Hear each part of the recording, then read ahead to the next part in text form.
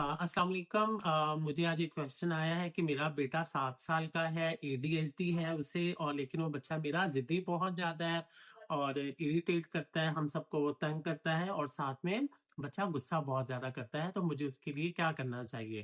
तो dear parents, अगर हम एडीएचडी बच्चे की बात करें तो उसमें 2 चीज़ें होती हैं। एडीएचडी बच्चों के बारे में जो हमारी 2 ज़रूरी चीज़ें अगर हम उनमें से देखें तो सबसे पहले एक तो हमारे डॉक्टर के साथ प्रॉपर राब्ता रहना बहुत ज़्यादा ज़रूरी है। दूसरा हमारा थेरेपिस्ट के साथ राब्ता रखना बहुत ज़्यादा ज़रूरी है।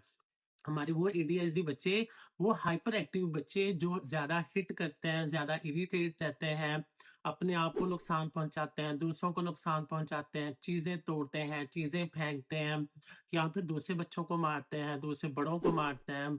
इन बच्चों में अगर ये चीज़ ज़्यादा पाई जाए, अगर यानी अगर उनमें बिहेवियर इश्यूज़ ज़्यादा हो, तो फिर कोशिश करें कि आप किसी न किसी साइकियाट्रिस्ट को बच्चे को ज़रूर दिखाएँ या फिर न्यूरो फिजिशियन को बच्चे को ज़रूर दिखाएँ। अब उसमें कोशिश करें जो आपका न्यूरो फिजिशियन है वो भी चाइल्ड पेडियाट्रिक न्यूरो फिजिशियन हो।